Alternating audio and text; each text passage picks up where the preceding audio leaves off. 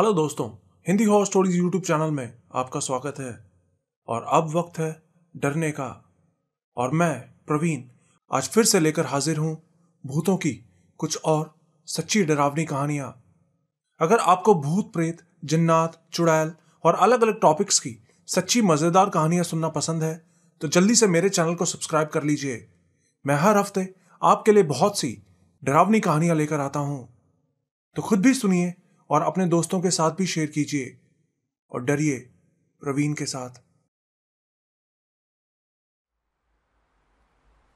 मेरा नाम पीयूष है। मैं पंजाब के बठिंडा का रहने वाला हूं। मैं जो बात आपको बताने जा रहा हूं ये मेरे साथ 2016 में हुआ था, जब मैं 12th क्लास में पढ़ा करता था। तो हुआ ऐसा था कि एक बार मेरे चाचा के लड़के की शादी होने वाली थी, तो हमारे घर में बहुत सारे रिश्तेदार वगैरह आए हुए थे। तो एक शाम मेरे 3 दोस्त मानव, अजय और दीपक मेरे घर आ रखे थे। हम चारों घर पे बैठे बातें कर रहे थे, तो हमने देखा कि मेरे कुछ रिश्तेदार घर में बैठे बियर पी रहे थे। तो उनको देख के हमारा भी बियर पीने का मन करने लगा, लेकिन हम ऐसे सबके सामने बियर नहीं पी सकते थे। इसलिए हम लोगों ने प्लान बनाया और घर में बहाना लगा के बाहर बियर पीने चले गए। फिर बियर शॉप से हमने 4 बियर खरीदी और कुछ चिप्स के पैकेट भी ले लिए। उस जगह से कुछ दूर एक पार्क पड़ता था और रात के समय उस पार्क में कोई आता जाता नहीं था। इसलिए हमने सोचा कि अगर वहां जाके बियर पियेंगे तो कोई हमें देख नहीं पाएगा। और फिर हम चारों दोस्त बाइक लेके उस पार्क में बियर पीने चले गए। वो वहां से करीब 7 किलोमीटर दूर पड़ता था। जब हम उस जगह पहुंचे तो रात के 11:15 बज चुके थे। पार्क के गेट पे ताला लगा हुआ था, लेकिन हम गेट कूद के उसके अंदर चले गए। पार्क में बिल्कुल सन्नाटा था, कहीं कोई आवाज नहीं आ रही थी। वो गर्मी का मौसम था, लेकिन गर्मी के मौसम में भी उस पार्क में एक अजीब सी ठंड लग रही थी। फिर हम चारों पार्क के अंदर गए और एक जगह बैठ के बियर पीने लगे। बियर पीते और चिप्स खाते हुए हम आपस में हंसी मजाक कर रहे थे। इसी बीच मेरा दोस्त दीपक बोला कि मैं बाथरूम करने जा रहा हूँ। तो मैंने कहा रुक, मैं भी तेरे साथ चलता हूँ। मैं भी उठ के उसके साथ जाने लगा, तो पीछे से मानव भी हमारे साथ आ गया। उसको भी टॉयलेट जाना था। अब अजय वहाँ अकेला रह गया था। फिर हम तीनों टॉयलेट करके वापस आए तो अजय बोला कि यार बहुत देर हो गई है, चलो अब घर वापस चलते हैं। तो हम तीनों उसका मजाक उड़ाने लगे, बोले कि तू डरपोक है, हम तुझे अकेला छोड़ गए इसलिए तू डर गया। अजय बोला नहीं, ऐसा नहीं है, मैं डरपोक नहीं हूँ। तो मानव बोला ठीक है, अगर तू डरपोक नहीं है तो वहाँ दूसरी तरफ जो तालाब पड़ता है उसके पास जाके वापस आके दिखा। अजय अकेला वहाँ जाने में डर रहा था, लेकिन फिर भी वो जाने को तैयार हो गया। हम तीनों वहीं बैठे थे। फिर कुछ देर बाद अजय वापस आ गया, लेकिन जब वो वापस आया तो बहुत डरा हुआ लग रहा था। हमने उससे पूछा कि क्या हुआ, इतना डरा क्यों हुआ है। तो उसने बताया कि जब वो तालाब के पास गया तो वहाँ उसको सफ़ेद साड़ी पहने एक औरत बैठी गाने गाती दिखाई दी। उस औरत को देख के वो डर के मारे वहाँ से भाग के आ गया। उसकी बात सुन के मानव हंसने लगा, बोला अजय तो डरपोक होने के साथ साथ पागल भी हो गया है। रात के 12 बजे कौन औरत तालाब के पास बैठ के गाना गाएगी। तो अजय गुस्से से बोला कि मैं झूठ नहीं बोल रहा हूँ, अगर तुमको मेरी बात पर यकीन नहीं है तो तुम खुद चल के देख लो। हमने कहा ठीक है, ऐसी बात है तो हम चल के देख ही लेते हैं। और फिर हम चारों तालाब के पास चले गए, लेकिन हमें वहाँ कोई औरत दिखाई नहीं थी। मानव बोला कहाँ गई तेरी वो सिंगर औरत। अजय बोला अभी थोड़ी देर पहले तो उसने उसको यहीं देखा था, पता नहीं अब वो कहाँ चली गई। मैंने कहा अजय लगता है तुझे बियर में ही दारू वाला नशा चढ़ गया है। फिर हम सब लोग वहाँ से वापस जाने लगे, लेकिन कुछ कदम दूर जाते ही हमें तालाब के साइड में एक औरत पानी में पैर लटकाए बैठी दिखाई दी। उसको देख के हमें बहुत अजीब लगा, क्योंकि अभी कुछ देर पहले तक तो वहाँ कोई भी नहीं था। अजय बोला, देखो, ये वही औरत है, ये पक्का कुछ चुड़ैल है। लेकिन दीपक नशे में बोला, ऐसा कुछ नहीं है, चुड़ैल वड़ैल कुछ नहीं होता। लेकिन उस औरत ने कोई जवाब नहीं दिया। तो हम चारों उस औरत के पास गए और उससे पूछा कि तुम कौन हो और इतनी रात यहाँ क्या कर रही हो। तो जब उस औरत ने हमारी तरफ अपना मुंह किया तो उसका मुंह देखते ही हमारी तो आवाज़ ही निकलनी बंद हो गई। हमने देखा कि उसका मुंह पूरा फटा हुआ था और मुंह से खून निकल रहा था। उसके बाल बहुत लंबे थे और आंखें किसी बल्ब की तरह चमक रही थी।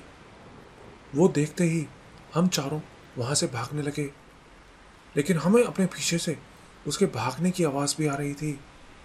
भागते हुए वो अजीब ही तरह से गुर्रा रही थी।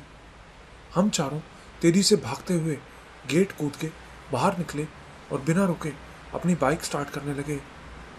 बाइक स्टार्ट करते हुए हमने देखा कि वो औरत पार्क के गेट के ऊपर बैठी थी और हमारी तरफ देख के बहुत ही डरावने तरीके से मुस्कुरा रही थी। हम पूरे रास्ते भगवान का नाम लेते हुए सीधा अपने घर आ पहुंचे। घर में चहल पहल हो रखी थी, लेकिन हमने किसी को कुछ नहीं बताया और चुपचाप एक कमरे में जाके सो गए। उस रात को याद करके हम आज भी बहुत डर जाते हैं। हेलो दोस्तों, मुझ पे तो हो गया है क्रिकेट का भूत सवार, क्योंकि मुझे जीतना है इस बार प्लेयर स्पॉट ऐप पर 10 करोड़ रुपीस तक का इनाम। आ गए हैं मैच सीजन और प्ले स्पॉट की विनिंग्स का भूत तो सब पे चढ़ेगा। तो डाउनलोड करो play spot fantasy gaming app, जो सिर्फ मेरा ही नहीं, मेरे जैसे 1 करोड़ लोगों का फेवरेट गेमिंग ऐप है। और इस सीजन की विनिंग्स तो बवाल हैं, बवाल। तो अब इंडिया के हर घर में होगा क्रिकेट का भूत सवार। प्लेयर स्पॉट में आप सिर्फ स्पोर्ट्स ही नहीं, बल्कि कुछ बहुत ही इजी एंड एंटरटेनिंग गेम्स भी खेल सकते हैं, जैसे ludo, rummy, snakes and ladders, call break, ऐसे 15+ एक्साइटिंग गेम्स जिनको खेलकर आप जीत सकते हैं अप टू 50 लाख रुपीस। आप सोचेंगे प्लेयर स्पॉट ही क्यों?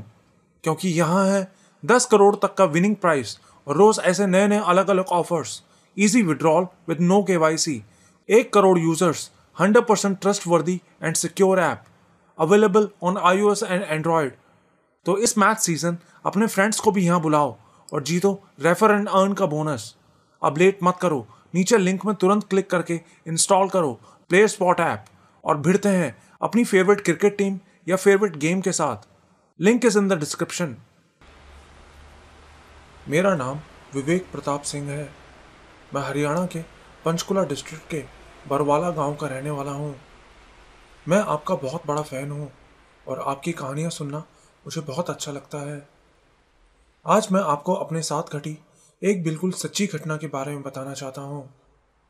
कहानी बताने से पहले मैं बता दूं कि हमारे घर की फाइनेंशियल कंडीशन बहुत अच्छी है। मेरे मम्मी पापा दोनों गवर्नमेंट ऑफिसर्स की पोस्ट पर काम करते हैं। मेरे पास यामा फेजर 2 बाइक है और इसके अलावा हमारे पास अपनी गाड़ियाँ, लैंड और प्रॉपर्टीज़ भी हैं, जिसकी वजह से हमारे कुछ रिश्तेदार और पड़ोसी हमसे जलते हैं। मैं जो घटना आपको बताने जा रहा हूँ, ये हमारे साथ 1 साल पहले हुआ था। तो हुआ ऐसा था कि एक बार 1 हफ्ते के अंदर ही मेरे पापा का 2 बार एक्सीडेंट हो गया। पहले एक्सीडेंट में मेरे पापा की कार बुरी तरह से टूट गई। फिर उसके 2 दिन बाद पापा मेरी कार से ऑफिस गए हुए थे और ऑफिस से आते हुए उनका फिर से एक्सीडेंट हो गया। हमने पापा से पूछा कि आपका एक्सीडेंट कैसे हुआ, तो उन्होंने बताया कि रास्ते में आते हुए उन्हें एक काली परछाई दिखाई दी थी और उसको बचाने के चक्कर में उनकी कार का बैलेंस बिगड़ गया और कार साइड में लगे एक पोल में जा टकराई। लेकिन शुक्र था कि उनको कोई चोट नहीं लगी। एक्सीडेंट के बाद पापा ने कार के साइड व्यू मिरर में देखा तो रोड पे उनको कोई दिखाई नहीं दिया।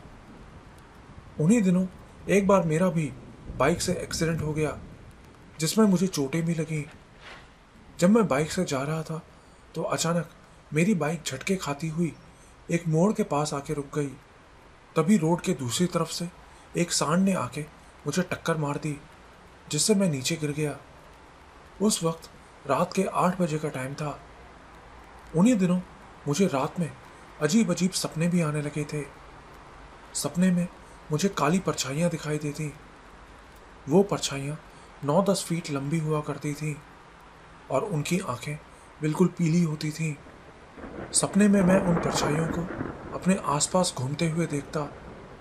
वो सामने मेरी तरफ झुक के बिल्कुल मेरे चेहरे के पास आके मुझे घूरती थीं।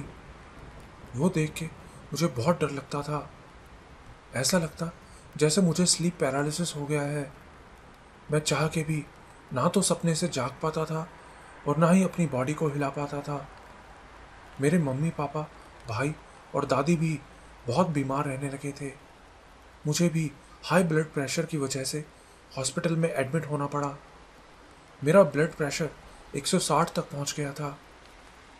पहले तो हमें ये सब महज एक इत्तेफाक ही लग रहा था, लेकिन फिर कुछ दिन बाद एक दिन मेरी दादी को मेरी मोटरसाइकिल के हैंडल में एक काले कपड़े में कुछ चावल बंधे मिले। हम समझ गए कि पक्का किसी ने हमारे घर के ऊपर कुछ करवा दिया है।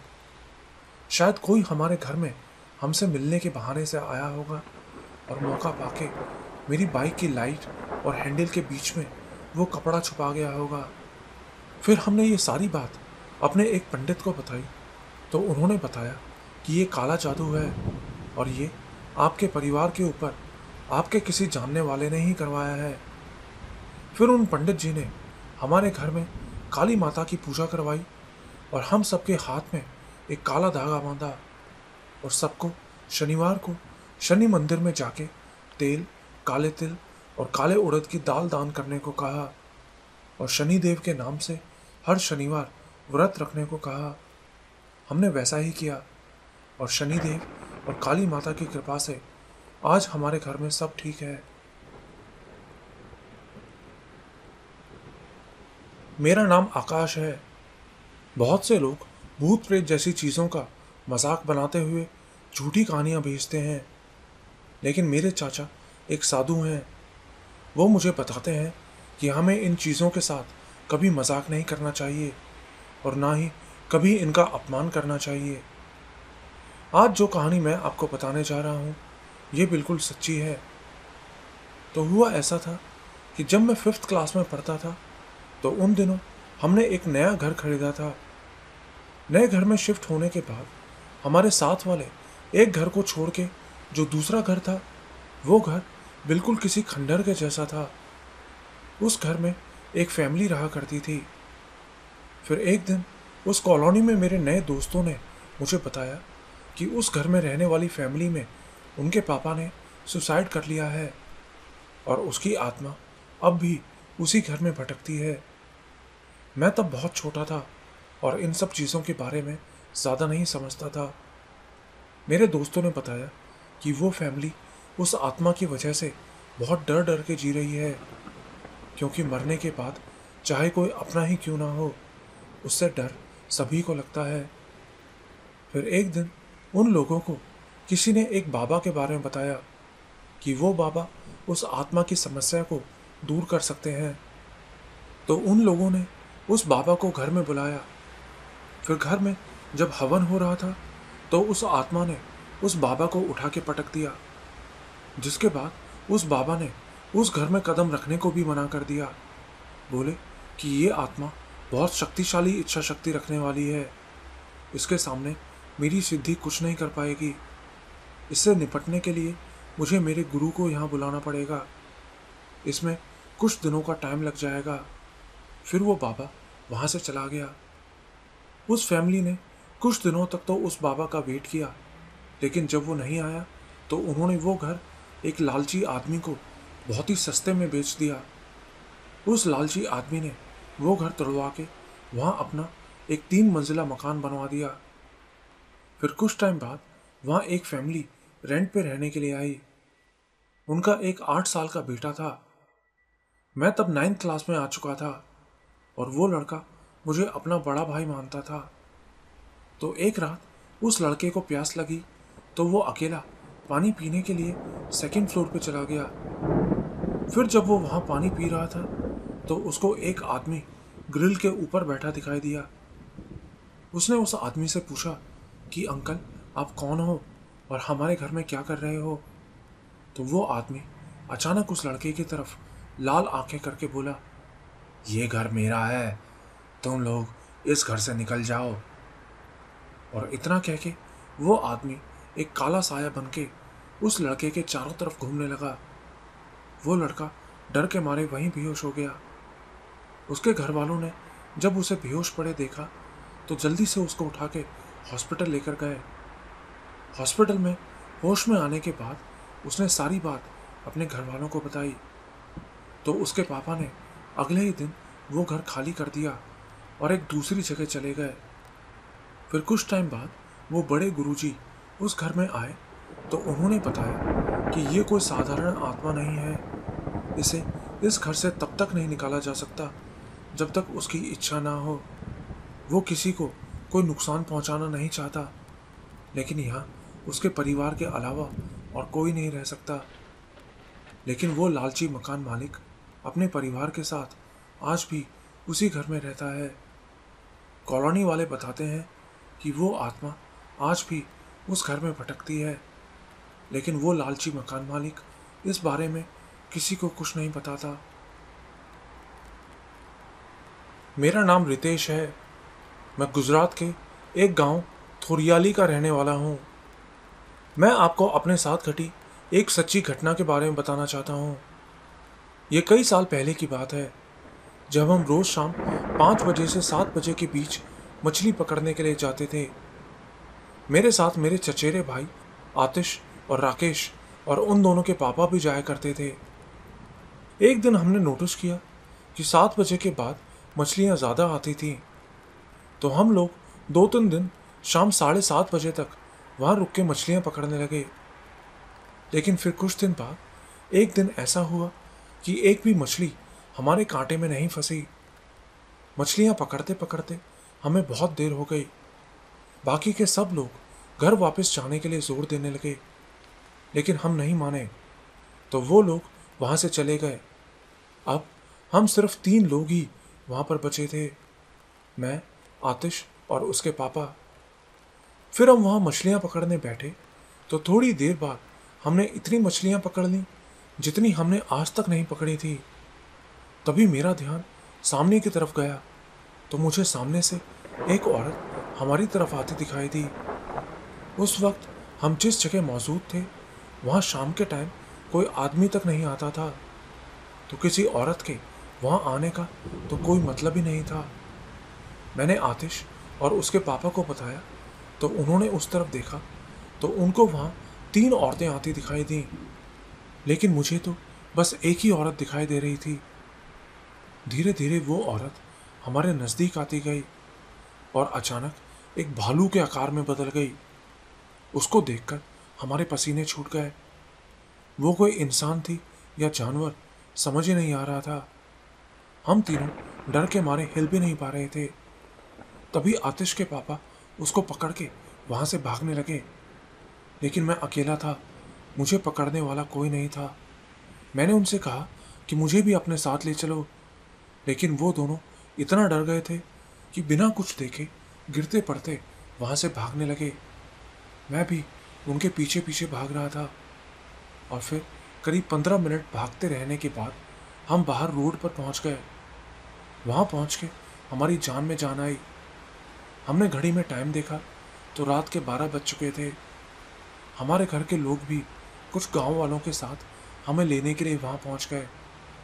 उन लोगों ने हमें बहुत डांट लगाई कि तुम इतनी देर तक उस जगह क्या कर रहे थे। इसके बाद हम तीनों अगले 3-4 दिनों तक बीमार रहे। लोगों ने बताया कि वो एक नरभक्षी शैतान है जो हर 2-3 साल में एक बार किसी को दिखाई देता है, लेकिन हमारी किस्मत अच्छी थी जो हमारी जान बच गई। मेरा नाम ज्योति सभरवाल है। मैं पंजाब के कपूरथला की रहने वाली हूँ। मैं आपको 2 सच्ची कहानियों के बारे में बताना चाहती हूँ। ये पहली घटना मेरी मम्मी और मौसी के साथ हुई थी। मेरी मम्मी और मौसी का जन्म राजस्थान के बूंदी शहर के कुकड़ा डुंगरी नाम के एक गांव में हुआ था। ये गांव ज़्यादा बड़ा नहीं है। पूरे गांव में बस 25-30 घर ही हैं, जिनमें से ज़्यादातर हमारे रिश्तेदार हैं। गांव में खेती के लिए सबसे ज़्यादा ज़मीन भी मेरे नाना के पास ही है, और मेरे नाना गांव के सबसे बुजुर्ग आदमी हैं और सबसे पैसे वाले भी।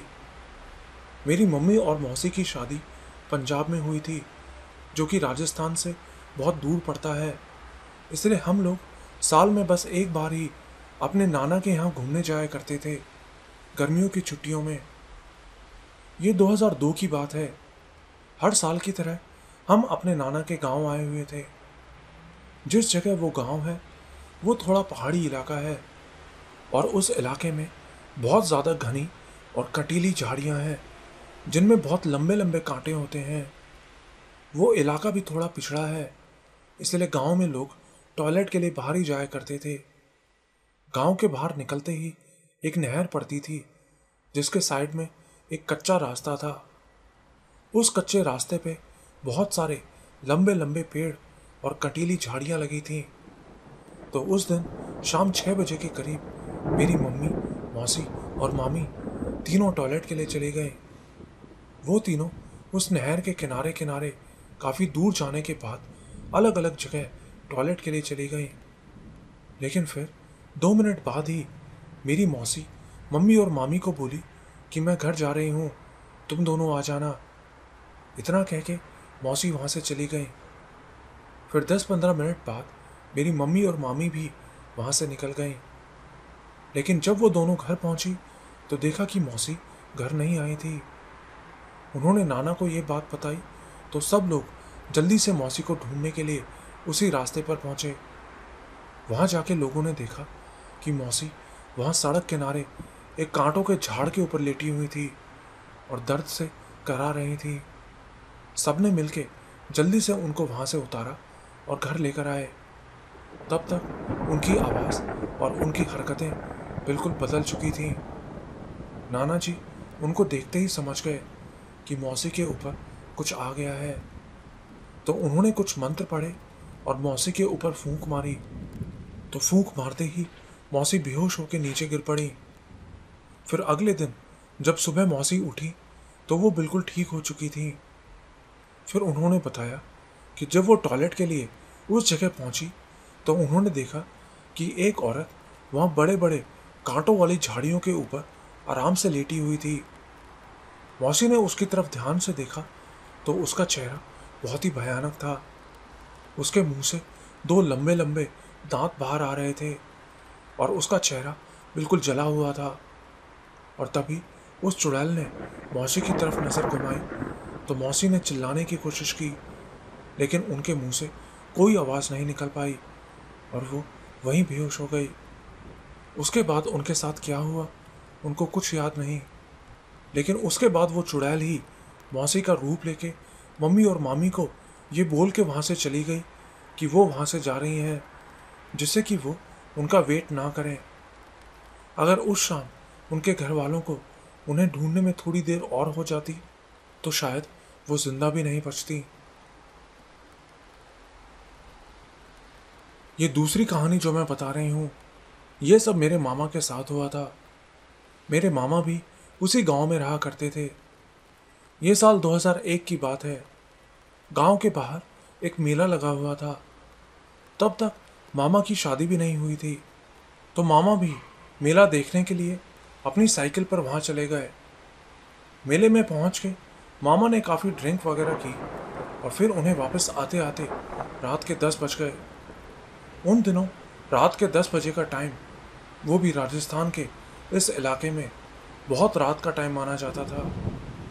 रास्ते में इतना अंधेरा था कि कहीं कुछ भी दिखाई नहीं पड़ रहा था, लेकिन गांव में रहने वाले लोग इस अंधेरे से वाकिफ़ होते हैं। उन्हें अंधेरे में भी रास्ते का पता रहता है। तो मामा भी ऐसे ही अंधेरे में अकेले अकेले साइकिल चलाते हुए नहर के सामने से आ रहे थे।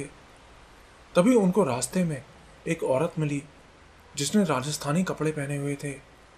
उसने मामा को गांव की भाषा में बोला कि मुझे भी आगे तक साइकिल पे छोड़ दो। तो मामा ने उसे पीछे बिठा लिया और साइकिल चलाने लगे। लेकिन कुछ दूर जाते ही मामा को साइकिल बहुत भारी महसूस होने लगी। तभी मामा ने देखा कि उस औरत के पैर इतने लंबे हो गए थे कि उनके पैडल से भी आगे निकल रहे थे। मामा ने उसी वक्त साइकिल रोकी और उस औरत की तरफ देखा। उस औरत ने घूंघट किया हुआ था, लेकिन जब उसने घूंघट हटाया तो उसका चेहरा देख के मामा की चीख निकल गई। मामा का सारा नशा उतर गया। वो चिल्लाते हुए सीधा घर की तरफ भागे और जैसे तैसे अपने घर तक पहुंचे। घर पहुंचते ही वो घर के आंगन में गिर पड़े और बेहोश हो गए। फिर अगली सुबह जब वो उठे तो उन्होंने सबको रात की पूरी बात बताई। गनीमत थी कि मामा सही सलामत बच गए थे।